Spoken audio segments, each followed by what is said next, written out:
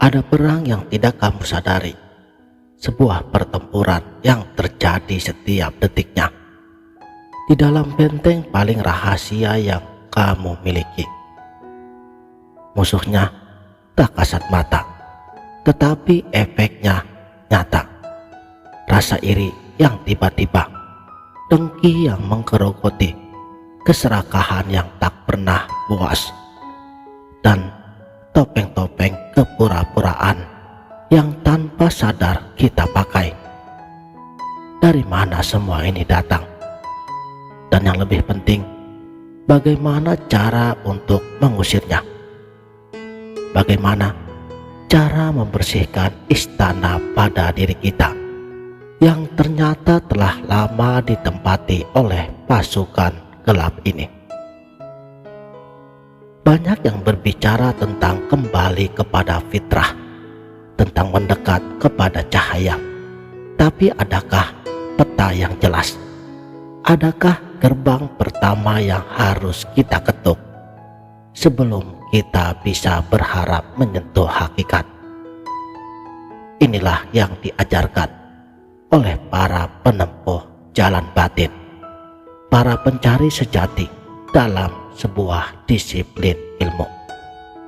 Salam sang sejati. Latifatul Qalb, titik halus yang bersemayam di dalam hati spiritualitas kita. Letaknya kira-kira 2 jari di bawah payudara sebelah kiri. Ini bukan sekedar titik fisik. Ini adalah markas besar awal dari perjalanan kita. Yang menurut para guru sufi, di titik inilah Nabi Adam alaihi salam meletakkan tapak awalnya. Dan di sini pula 3 komandan besar musuh batin mendirikan istananya: hawa nafsu, bisikan syaitan, dan cinta dunia. Bayangkan, di dalam dadamu ada wilayah yang dikuasai oleh 3 kekuatan ini. Mereka yang membisikkan aku, dan aku. Mereka yang membuatmu lupa bahwa segala gerak dan diam sejatinya adalah dari Dia. Lalu bagaimana merebut kembali wilayah ini? Senjatanya hanya satu: zikir. Allah, Allah, Allah, yang dihujamkan terus-menerus ke titik pusat tersebut minimal 5.000 kali dalam sehari. Ibaratnya tembakan laser yang terus-menerus menyinari gua yang gelap. Sinar itu akan mengusir penghuni-penghuni liar yang telah nyaman bersarang. Tujuannya bukan untuk menghancurkan hati, tapi untuk memfanakannya. Fana di sini artinya melebur, meleburkan kesadaran kita yang semula menganggap segala sesuatu adalah perbuatan kita, menjadi sebuah kesadaran baru yang akan memandang bahwa segala sesuatu adalah af'alullah, perbuatan Allah. Inilah yang disebut fana fi af'al. Saat ini tercapai, kamu akan merasakan apa yang disebut mati tabi'i, matinya indera lahiriah sementara. Pendengaran, penglihatan fisikmu seolah redup. Yang muncul justru indera batinmu. Yang kau dengar hanyalah gema Allah. Yang kau lihat hanyalah cahayanya.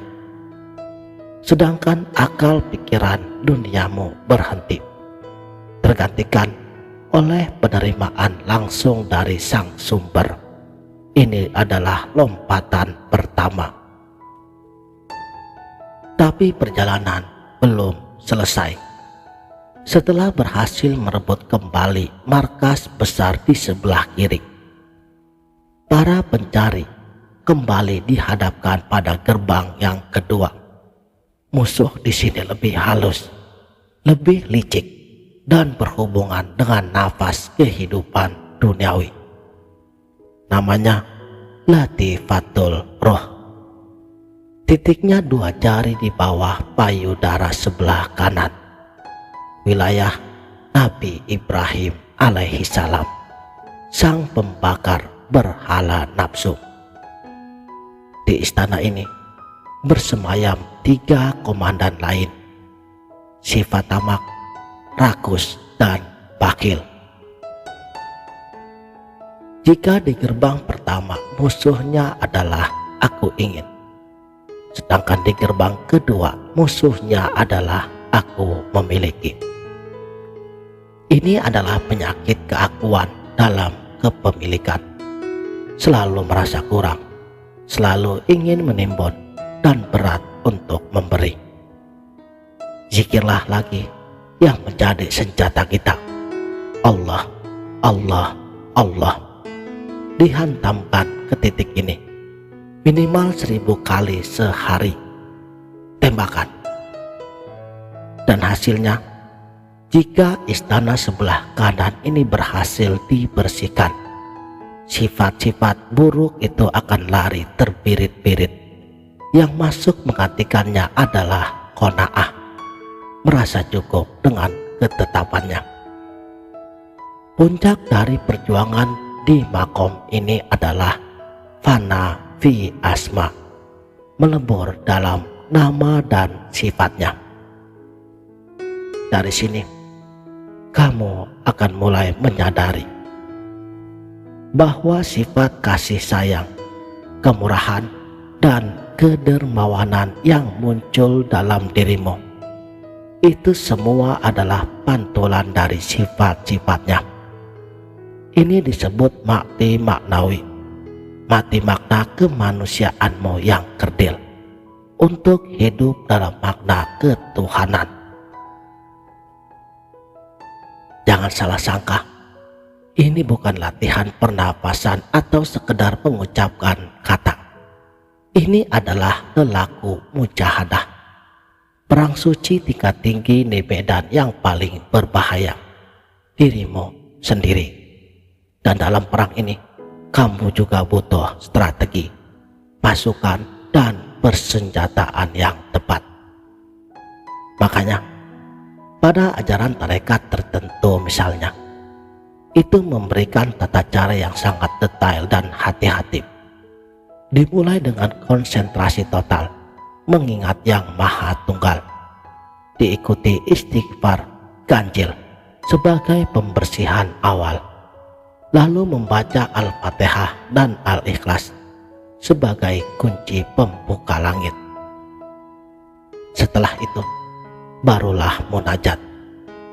Ilahi anta maksudi waridwaka matubi atini mahabbataka wa ma'rifataka.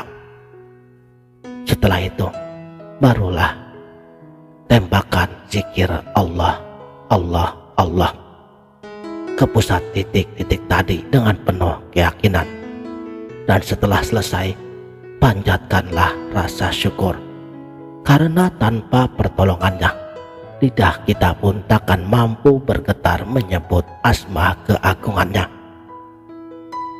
Jadi pertanyaannya sekarang bukan lagi apa itu zikir, tapi sudah siapkah kamu berperang? Sudah siapkah kamu membongkar istana-istana setan pada dirimu yang mungkin sudah berdiri megah selama puluhan tahun? Sudah siapkah kamu memasuki gerbang pertamanya, Latifatul Qalb, dan menghadapi 3 komandan hawa nafsu, setan, dan dunia? Ini adalah panggilan bagi yang lelah dengan permukaan, bagi yang haus akan makna sejati di sebalik ritual-ritualnya. Jalan ini ada petanya jelas, tapi ia meminta harga yang mahal, kesungguhan, keikhlasan, dan istiqomah, bukan uangmu. Apakah kamu salah satunya, atau kamu akan membiarkan istana-istana di dalam dirimu tetap dikuasai oleh para penghuni gelap ini, sambil berharap bisa sampai pada cahaya.